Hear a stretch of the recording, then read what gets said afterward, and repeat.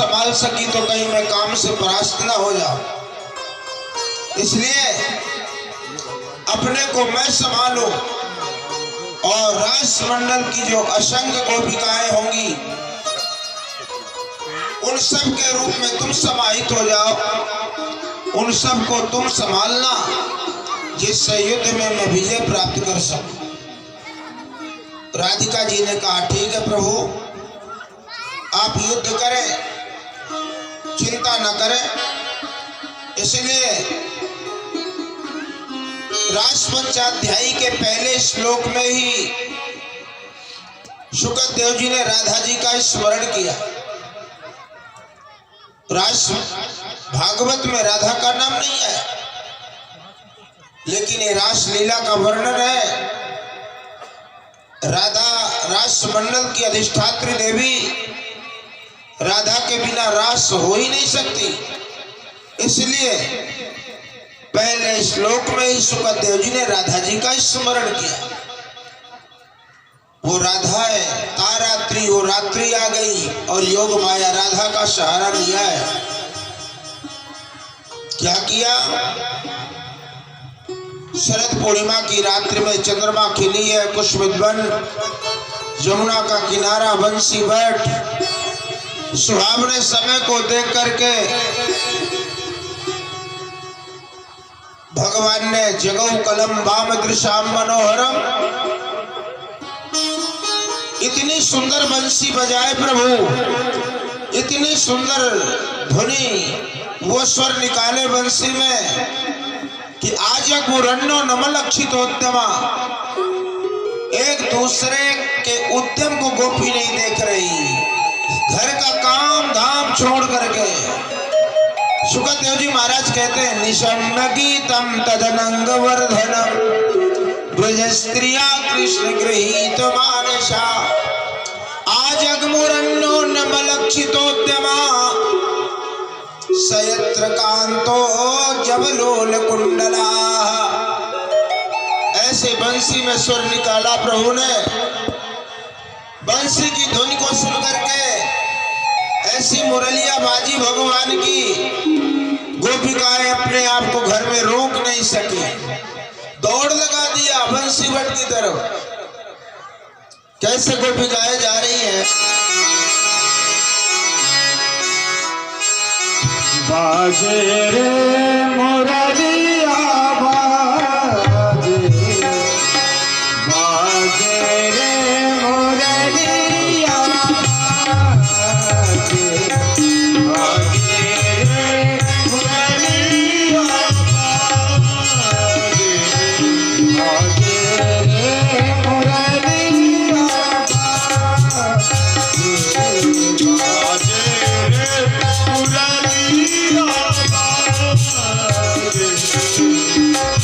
आधर धरे मोहन मुरली पर, आधर धरे मोहन मुरली पर, होत माया विराजे, बाजे मुरलिया बाजे रे मुरलिया बाजे।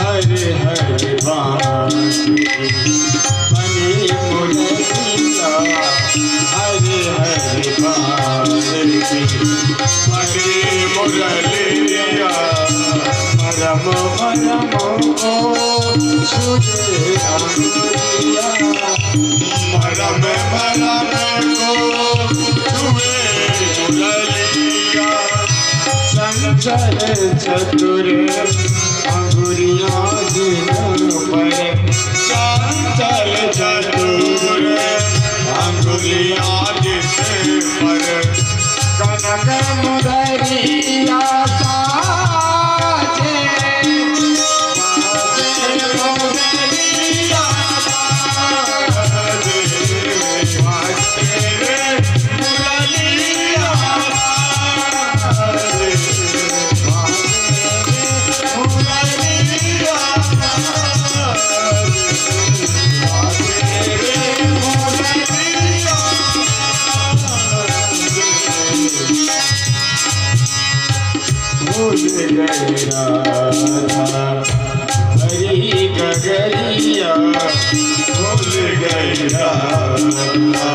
बड़ी गगरिया भोले करे धन को सवारिया जाने न जाने ये जग जाने जाने न जाने ये जग जाने जाने जग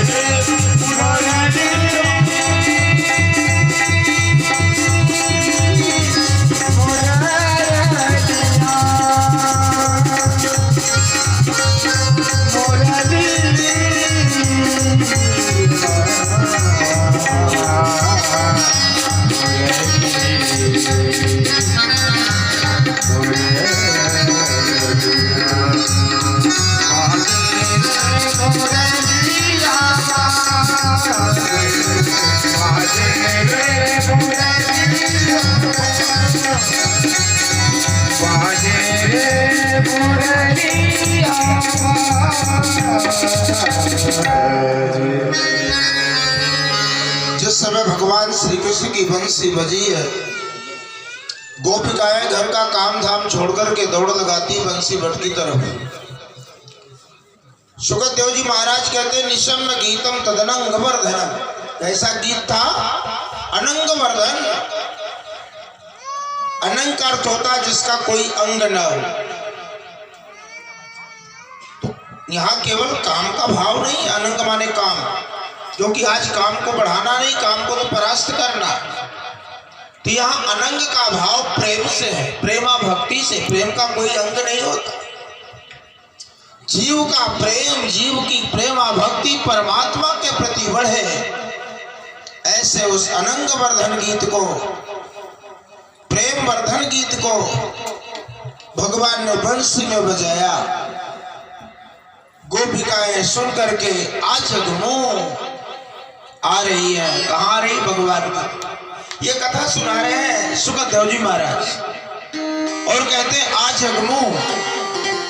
अगर जगमू कह देते कि जा रही है भगवान की तरफ फिर भी काम चलता, लेकिन कह रहे नहीं आ रही है, तो जी भगवान के पक्ष में खड़े और उधर से गोपिकाएं आ रही है, ऐसा वर्णन करते हैं।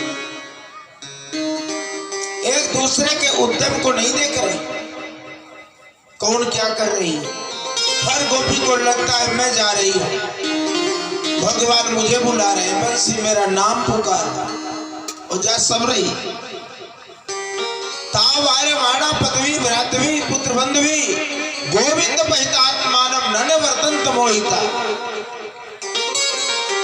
उनके पिता पति भाई बंधु परिवार वाले मना करते रोकते, कहाँ जा रही हूँ, रात का समय, घर से बाहर कहाँ जा रही हूँ।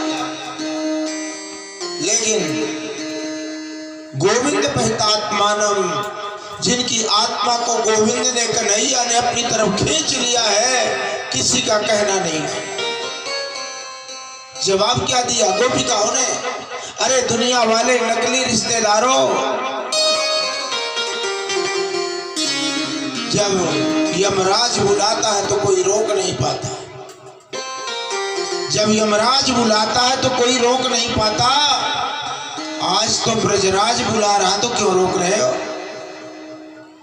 किसी का कहना नहीं। दुहंतो भी अयो काशित दोहम इत्वा समसुका।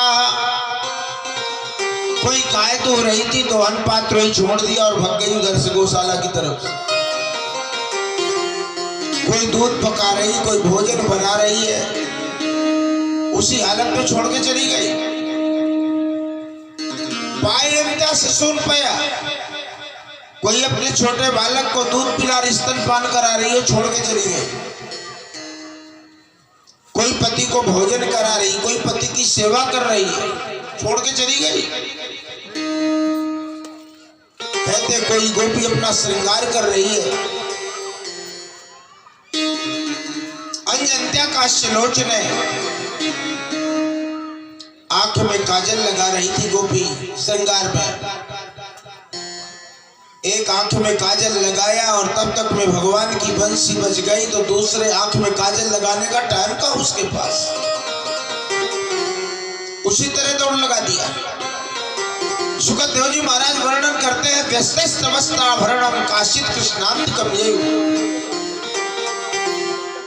श्रृंगार कर रही है, कपड़े पहन रही है, वस्त्र धारण कर रही है और बंसी बज गई तो उसको गोपी को यह पता नहीं कि उल्टा पहने कि सीधा पहने, अच्छी तरह से कपड़े पहने कि नहीं। जो जैसी हालत में उसी तरह दौड़ लगा दी। यह है प्रेम का स्वरूप। परमात्मा से मिलना है तो श्रृंगार का कोई महत्व नहीं। प्रभु को रिझाना है तो शरीर को सजाने की जरूरत नहीं है। ध्यान रखना, प्रभु को पाने के लिए शरीर को सजाने की जरूरत नहीं है, स्वभाव को सजाने की जरूरत है। संसार के लोग सांसारिक रौनकता को देख के खुश होते हैं, लेकिन परमात्मा तो केवल स्वभाव को पहचानता है। गोपिकाएं इस बात को जानती है। गोपिकाओं में विकार, गोपिकाओं में वासना होती, दोष होता तो अपने आप को सजा धजा के जाती। लेकिन परमात्मा श्री कृष्ण के प्रति गोपिकाओं का विशुद्ध प्रेम, जो जैसी हालत में दौड़ लगाती है। और आजकल लोग बाग स्वरूप को ज्यादा सजाते हैं, स्वभाव को नहीं सजा पाते। और प्रभु को पाना है तो स्वभाव को सजाने की जरूरत है। गोपिकाएं श्रृंगार को महत्व नहीं दिया, दौड़ती हुई गई। अंतर्गृह गता काचित गोप्यो लब्ध विनिर्गमा, उनमें से एक गोपी ऐसी मकान के अंदर गई, निकलने ही वाली थी, तब तक में ग्वाले ने बाहर से किवाड़ा बंद करके साकल लगा दी। छटपटा गई गोपी। सब तो दौड़ती हुई जा रही है, प्रभु का दर्शन करेंगी, प्रभु से भेंट करेंगी, जीवन धन्य हो जाएगा। और एक अभागन में भगवान के दर्शन से विमुख रह गई, मेरा जीवन बेकार हो गया, क्या करूं। छटपटा गई गोपी, कमरे के अंदर आसन बंद बैठ गई, आंख बंद करके, और ऐसे भगवान का स्मरण किया उस गोपी ने। इस पांच भौतिक शरीर को कमरे के अंदर छोड़ दिया और सूक्ष्म रूप से जाकर के सबसे पहले भगवान में मिल गई। बोले रास बिहारी भगवान की। ऐसा प्रेम था गोपी का। और ऐसा विशुद्ध प्रेम जब जीव का परमात्मा के प्रति बन जाता है, ब्रह्म के प्रति, ध्यान रखना भगवान को मिलना ही पड़ता है। दौड़ती हुई जा रही हो, रास्ते पे रह गई, कमरे के अंदर बंद है, वो सबसे पहले मिल गई। भगवान देखे गोपिकाओं को, कहने लगे स्वागतम वो महाभाग प्रियम किम करवाणि वा ब्रजस्या नामयं कश्चित् ब्रूतागमन कारणम। महाभाग गोपिकाओं तुम्हारा स्वागत है, आओ। ब्रज में कुशलता है, कहाँ जा रही हो? और जैसे कहा कहाँ जा रही हो, गोपिकाएं एक दूसरे का मुख देखने लगी। पहले लगे बंसी बजा के बुलाए सबको। जब आ गई तो पूछते हैं कहाँ जा रही। भगवान कहते हैं गोपिका और रजन्य सा घोर रूपा घोर सत्व निषेविता। ऐसा रजनी घोर रूपा, ये रात्रि का समय भयावना, हिंसक जानवर शेर बाघ जंगल में रहते हैं, इसलिए यहां आना उचित नहीं है तुम्हारा। रात्रि के समय नारी जात को घर से बाहर नहीं जाना चाहिए। ये तो पंडित लोग पहले शादी में ही समझा देते हैं। आरण्य मद्यपाने परिग्रह गमने गीत नृत्यादि हास्य, क्या क्या नहीं समझाया। रात्रों जागरणम दूर निर्भरणम, ये भी समझा दिया। लेकिन आजकल कोई मानने को तैयार नहीं। आज उसी बात को भगवान कह रहे हैं, रात्रि के समय घर से बाहर न जाए, वो भी जंगल में अकेले। कैसे आ गई तुम लोग? इसलिए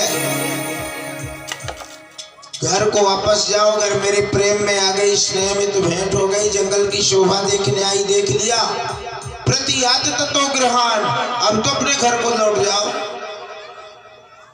आज भगवान नारी धर्म का वर्णन करते। नारी का परम धर्म है घर में रहे, घर परिवार का भरण पोषण करे, बालकों का भरण पोषण करे, पशुपालन करे और पति की सेवा करे। भगवान इतनी सुंदर शिक्षा दी है नारी धर्म की। कहते हैं भगवान, पति रोगी हो, पति दुबला हो, पति निर्धन हो, पति अज्ञानी हो, अनपढ़ा हो, फिर भी जो नारी अपना कल्याण चाहती है, अपनी भलाई चाहती है, भूल करके ऐसे पति का अपमान न करे। ये भगवान कितनी सुंदर शिक्षा दी।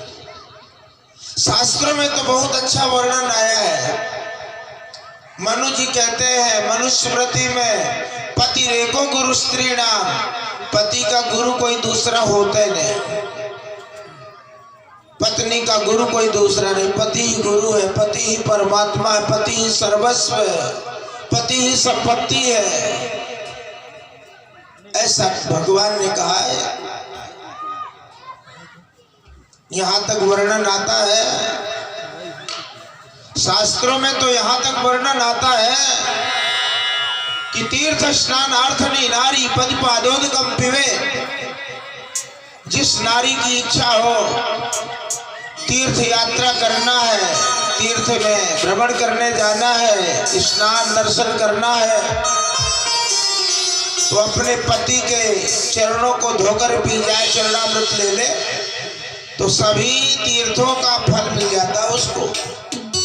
बताओ कितना सरल है। कहने में तो बहुत सरल, लेकिन करने में थोड़ी कठिन सा लग रहा है। सुनने में बहुत सरल है, लेकिन अब विचार करो, करने को तैयार कौन है। इस तरह से भगवान बहुत सुंदर शिक्षा दिए। गोपिकाएं भगवान की ये वाणी को सुनकर के कृत्वा मुखान्नव शुचा सुसनेन शुष्यत बिंबाधराणि चरणेन भुवं निखत्या। मुख सूख गया, कंठ गदगद हो गया, आंखों से आंसू की धारा बह रही है, पैर के अंगूठे से जमीन को खरोच रही। गदगद वाणी में भगवान से कहने लगी, मैवं विभोरतु भवान गदितुं निशंसं संत्यज्य सर्व विषयान्तो पादमूलम् भक्ता भजस्व दुर्भग्रे मातजस्मान् देवो यथादिपुरुषं भजते मुमुक्षु। प्रभु हम उसी तरह से आई है। जैसे मोक्ष को पाने वाले मुमुक्षु योगी जन आदि नारायण की शरण में जाते हैं। सर्व विषयान संत्यज्य, सांसारिक विषय वासनाओं को त्याग करके आई है प्रभु, ऐसा मत कहो। भगवान गोपिकाओं का परीक्षण किया है भाव का। अगर सामान्य भाव से आई तो अभी वापस कर देंगे समझा बुझा के।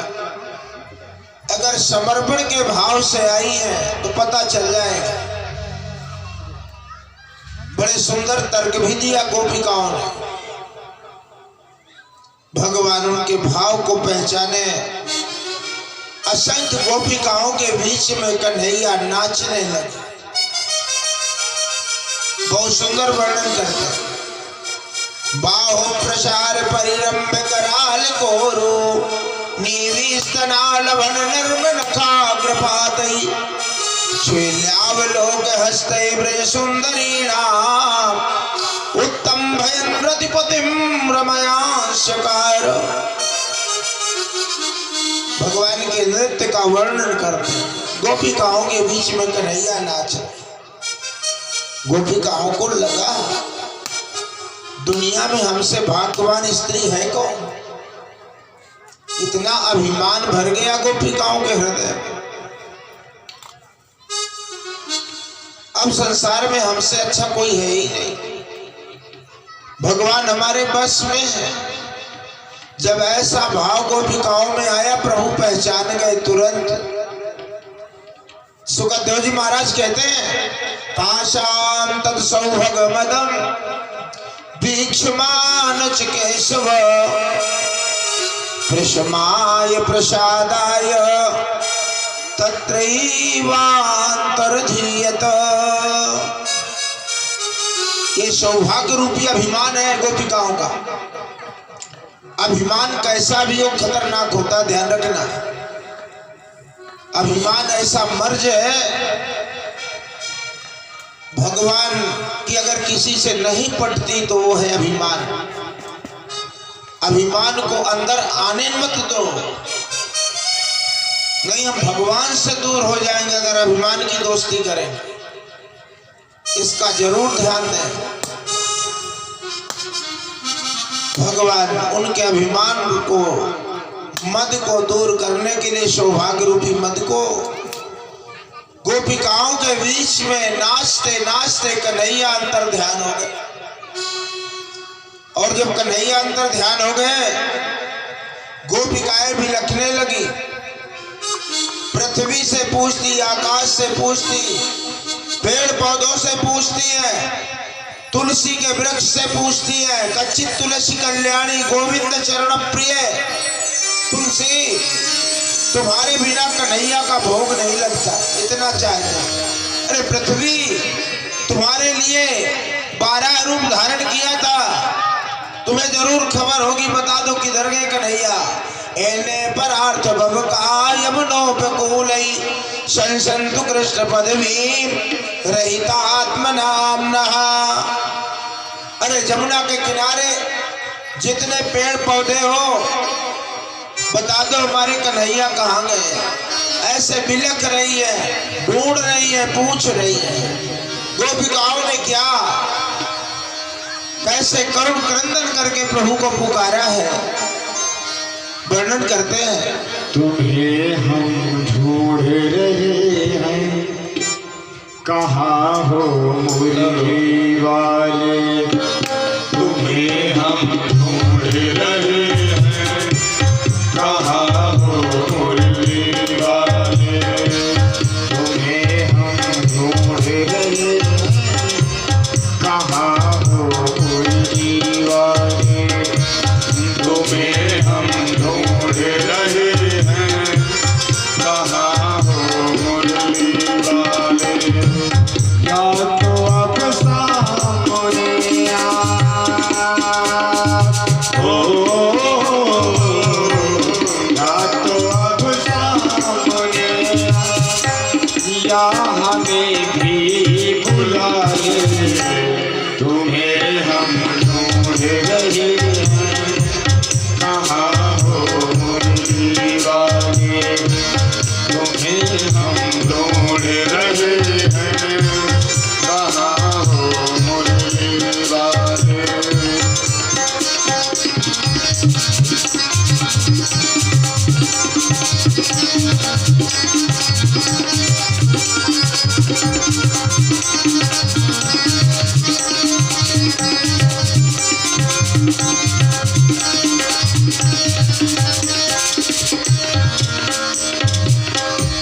दर्द से अपना रिश्ता पुराना हो गया है, तेरी चाहत में दीवाना हो गया है। दर्द से अपना रिश्ता पुराना हो गया है, तेरी चाहत में दीवाना हो गया है।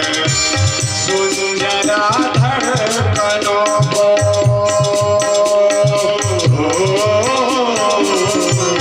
सुन जरा धड़कनों को, हम हैं तेरे हमारे, तुम्हें हम ढूंढ रहे हैं।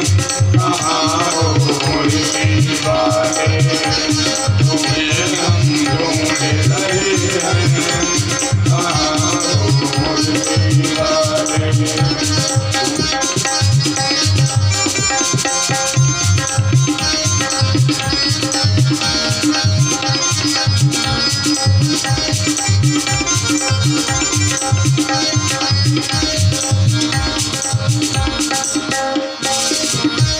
तोर सांसों की न टूटे, जमाना तुमसे न रूठे, यही बस आरज़ू है, तेरा दामन न छूटे।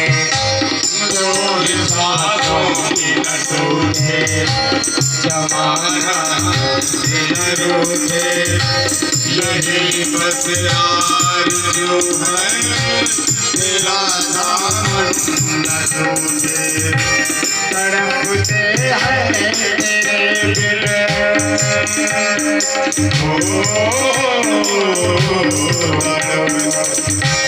तड़पते हैं तेरे बिन, पास अपने तू बुला ले, तुम्हें हम ढूंढ रहे हैं। कहाँ हो मोरे दीवाने, तुम्हें हम ढूंढ रहे हैं। कहाँ हो मोरे दीवाने।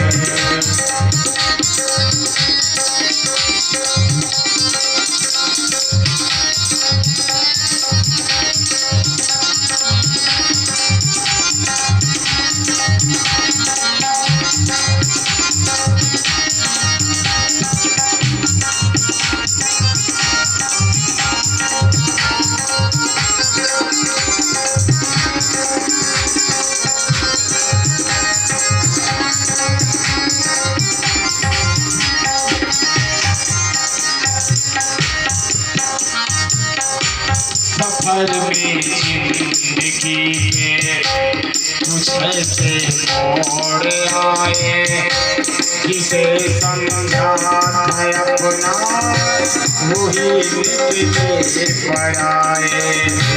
सफर में जिंदगी के कुछ ऐसे मोड़ आए, जिसे समझा था अपना वही निकले पराए। एक तेरा है सहारा,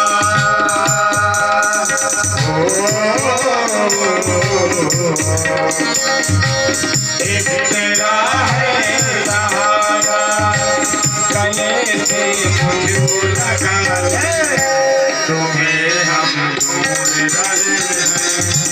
कहाँ हो कोई दीवाने, तुम्हें हम ढूंढ रहे हैं। कहाँ हो मोरे दीवाने, या तो मेरे सामने या तो मेरे सामने बुला ले, तुम्हें हम ढूंढ रहे हैं।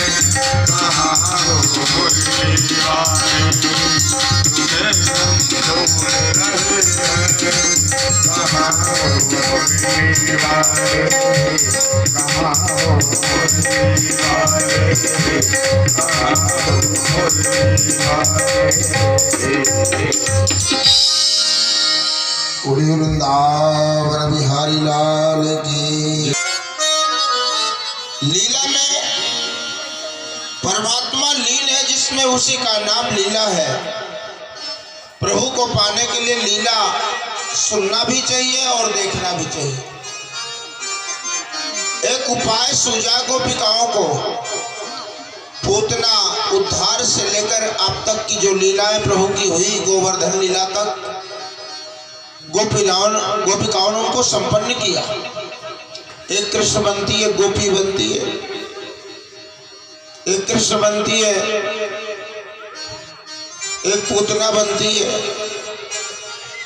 इस तरह से लीलाएं संपन्न की और पुनः भगवान के चरण चिन्हों को देखती है ब्रज रेणु में, और आगे बढ़ करके किसी गोपी ने कहा कन्हैया इस रास्ते से गए, दूसरी ने कहा लगता है अकेले नहीं कोई गोपी साथ में है, तीसरी ने कहा यहाँ पर पुष्प के हार बना करके अपनी गोपी का श्रृंगार किया कन्हैया ने। और आगे बढ़ी, बोले अब तो एक ही चरण चिन्ह है और अभी बालू में धसे हुए दिखाई पड़ते हैं पैर, लगता है कन्हैया गोपी को उठा के ले गए, वजन के कारण पैर धस गए बालू में। ऐसे अनेक तर्क करती गोपिका है, और जिस गोपी का संकेत कर रही ये है, यहाँ भी महान पुरुषों का संतों का भाव है, वही है रासेश्वरी राधिका जी। यहाँ एक सखी के नाम से जिसका संकेत आता है, यहाँ भी वर्णन किया है। जिस गोपी को लेके भगवान गए उन्हें भी अभिमान हो गया। क्या अभिमान हो गया?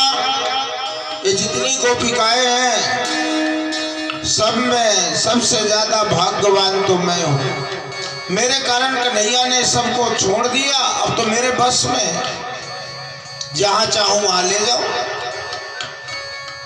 ऐसे अभिमान में आकर के गोपी ने कहा भगवान से, न पारे हम चल तुम नैवाम यत्र ते मनहा। कन्हैया अब तो मेरे पैर दुखने लगे, अब मैं पैदल नहीं चल सकती, कहीं और चलना, कहीं और घूमना है, तो अब मुझे उठा के ले चलो। भगवान तुरंत समझ गए इस गोपी का भी अभिमान बढ़ रहा है, और तुरंत प्रभु ने कहा स्कंदे आरुह्यता मिति, अगर थक गई हो गोपी तो आओ मेरे कंधे पे बैठ जाओ, उठा के ले चलो। भगवान बैठ गए और जैसे पैर उठा के कंधे में बैठने की इच्छा व्यक्त की, उसी समय भगवान तत्रैवांतर्धीयत, अंतर ध्यान हो गए। और जब भगवान अंतर ध्यान हो गए, सा बधूरन्व तप्यत, वो गोपी भी बिलखने लगी। इधर से ये गोपी, उधर से पहले वाली गोपिकाएं जमुना के किनारे खोजती खोजती प्रभु को एकत्रित हुई है। गोपिकाओं ने कहा कन्हैया हमें पहले छोड़ के चले। इस गोपी ने कहा हमें भी छोड़ दिए, कहाँ गए होंगे, रात में कहाँ खोजे, शायद लताओं में कहीं छिपे होंगे। चलो यहीं बैठ करके अपने प्रभु को पुकारें, शायद दया आ जाए कन्हैया को, शायद वो प्रकट हो जाए। ऐसे भाव से आज जमुना के किनारे गोपिकाएं रो रो करके प्रभु को पुकार रही है, आधी रात का समय है। इसी को भागवत महापुराण में गोपी गीत कहा गया है। अर्धरात्रि के समय बड़े सद्भाव से एकांत में जो आज आज भी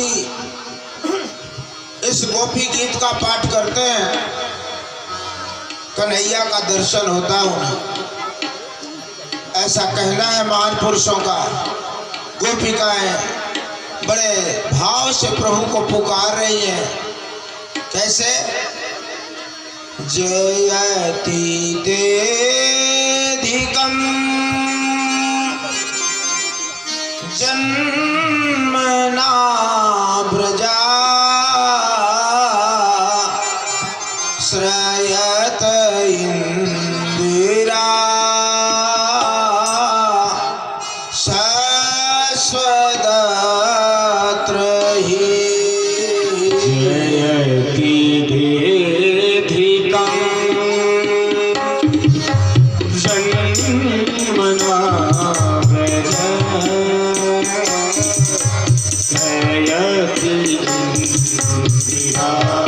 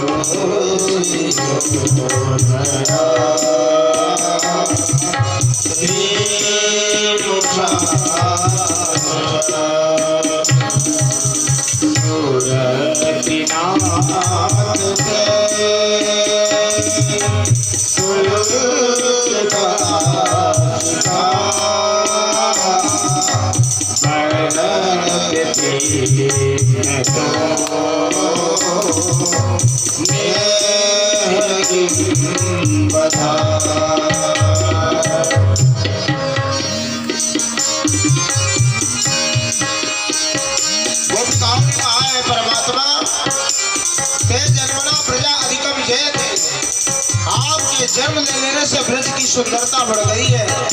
जिन आपके चरणों में लक्ष्मी का निवास है, ऐसे उन चरणों को दर्शन करने के लिए तड़प रही है। उन चरणों में हमने अपने प्राण रख दिए हैं, आज अपने प्राण खोज रही है, क्योंकि हमारे प्राण आपके चरणों में।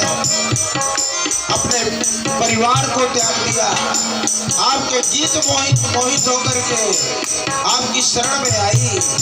भैया ते अशुल्क दासिका, हम बिना वेतन की नौकरानी है, हमारा परित्याग क्यों कर दिया? गोपिकाएं कहती है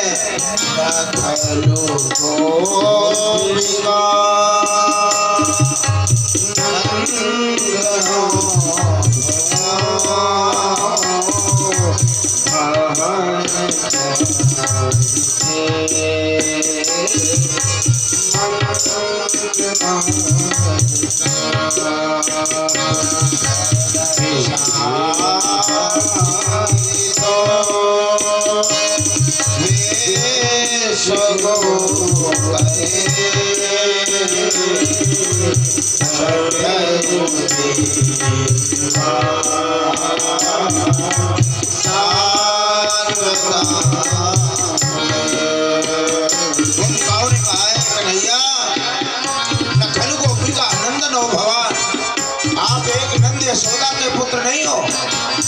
ब्रह्मा ने आपसे प्रार्थना किया था, विश्वगुप्त है, पूरे संसार की रक्षा करने के लिए, तब आप यदुवंश में वसुदेव के घर में जन्म लिए हो। इतना ज्ञान था गोपिकाओं को।